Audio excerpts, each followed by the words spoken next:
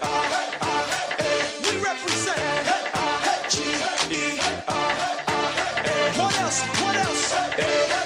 Come on, come on, come on. You're welcome back. Years now and going straight into the Niger Delta. A lot has been happening in the Niger Delta. Oil prices, of course, crashed within the last year plus, and Nigeria was trying to understand how to navigate the waters of getting more revenue to fix its economy. And then we started hearing of explosions and pipelines, being bombed and all of that by a certain group we found out to be called the Niger Delta Avengers, and it's gotten Nigerians very worried. We're not sure how to deal with this new menace. I mean, the Boko Haram sects were the trouble for the last 5-6 years. They seem to be calming down, and the Niger Delta Avengers have now come up, and it's giving Nigerians a lot of headache. But I have someone here with me to help us understand what's really happening there and probably maybe give us a few tips on how to work around that. Adeola Aderomu, thanks for being here today. Thank you very much. It's a pleasure. The Niger Delta, as a whole, first of all, is a huge and integral part of Nigeria and its economy and everything that Nigeria stands for. They were part, even when the Civil War was fought many decades ago. They were also an integral part with both Nigeria and Biafra at the time, trying to court them. They've run our economy for the most part, because of the natural resource that's there. So they hold the key, but at the same time, we all know what the state of life there is, and and how the neglect has gotten them angry enough to where they are now. Militancy has become a thing there.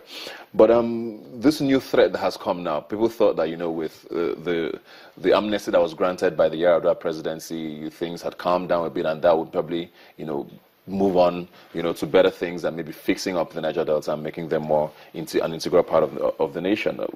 Where are we now, and how did we get here, and is it something that can be fixed? Yes, thank you very much. I think this is something that could be fixed. But in order to fix this problem, I think it will be very important for us as a nation to go back to what the causes of these problems are.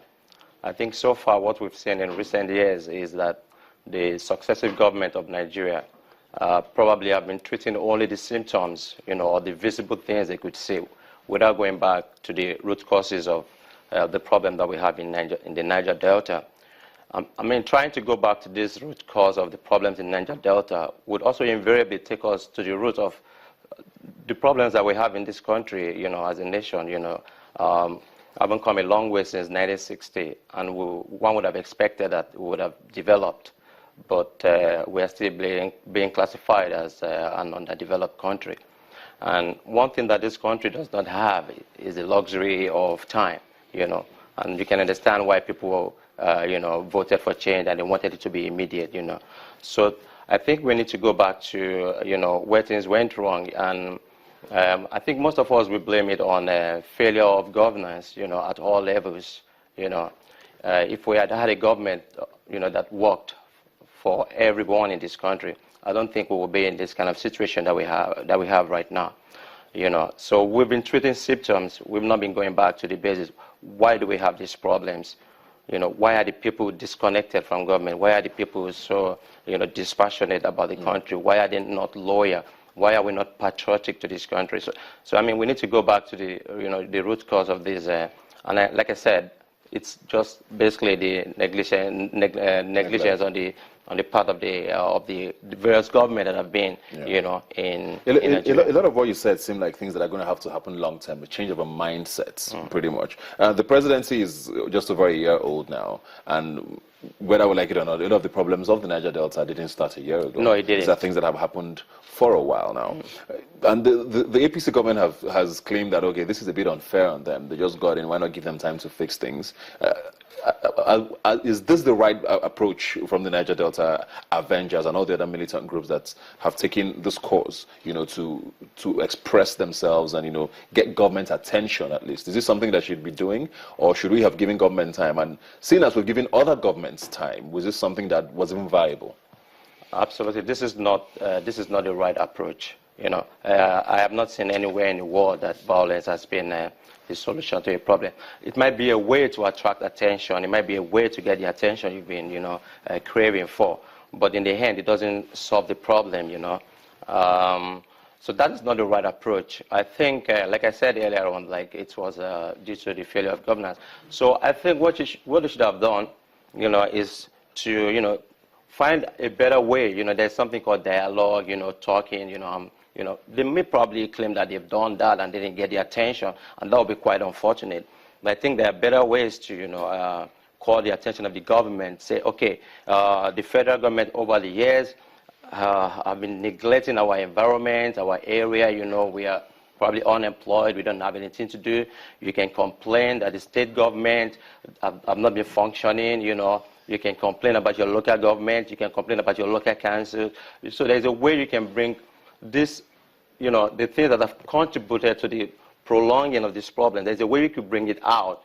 And in this era where we have the social media, where we have a lot of awareness, among Nigerians, in Nigerians and Nigerians in the diaspora, there's a way you could have attracted a very, positive, attention to yourself, and then you can, bring up your arguments, in a better approach. Like I said, they might have been trying other means to do this. And most of them say they have. It would be unfortunate if the only language that our government understood is violence. That is tragic, if I must say. So there are better ways to bring. I don't think there's anyone who is knowledgeable or enlightened about Nigeria who does not know the problem that we have in the Niger Delta. You could talk about pollution of land, pollution of water. You can talk about poverty. You can talk about various forms of destruction, devastation. Talking about being exploited. I think we are all aware of this. And it's so sad that these people, they've been, overexploited, by foreign nationals or corporations, and even our own people ourselves, they are not nothing to show for it. Taking care of their people. So it's a very complicated situation, and definitely violence is not the answer to the problem. Let's talk about government response now, because that seems to be also very worrying. There seems to be a belief that violence should always be met with violence. We saw that happen in the north, east for a while, and it went back and forth, and we lost a lot of soldiers and a lot of lives, and innocent civilians were also killed as a result of that. Now we've heard about invasions of communities and villages in the South or in the Niger Delta, where the military overruns certain villages trying to look for certain militants who they think are sponsoring, these groups. Is violence supposed to be the answer? How do we tackle? What should government be doing? I think government should not be seen to be at war with our own citizens, and of course, we've had allegations of war crimes being committed in certain communities in Nigeria. So I think at this stage of human development and our intellectual capacity, I think we should actually be adopting other ways of solving problems. For me, the best solution to the Niger Delta crisis would have been, government responding with the solutions that these people are looking for. In a couple of years, you could actually shut these people down. Like, what else are you looking for? You have good roads, you have good schools, we have cleaned your environment, or we're working on it.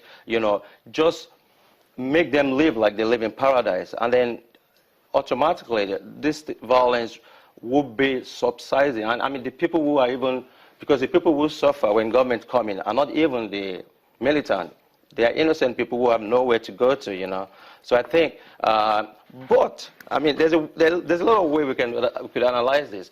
But in the end, if government wants to say, okay, we've tried everything we could, and these people are just destroying pipelines, destroying our economy and all that, and we want to go after them, I think then they should work with intelligence.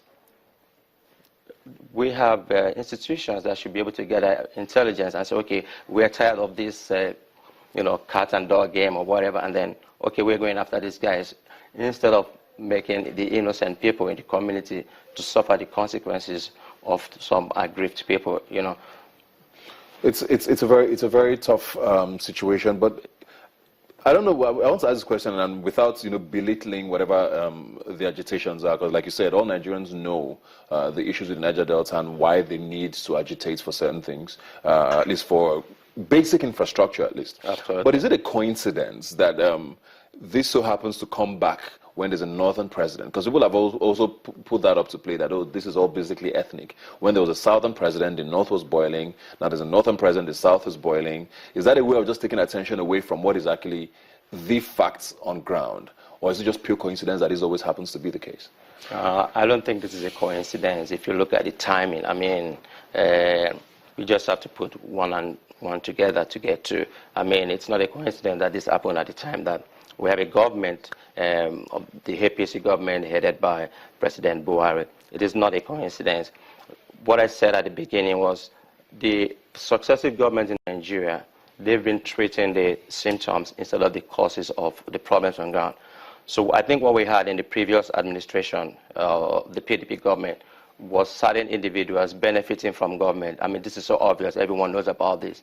Certain individuals benefiting, you know, amassing a lot of wealth. They didn't produce anything, but they are rich. They don't have any industry. They say they are rich. They build schools. They build things, maybe even outside Nigeria. But, you know, we're talking about trying to solve a problem for all of the people in the Niger Delta, or maybe solve all the problems that we have in Nigeria.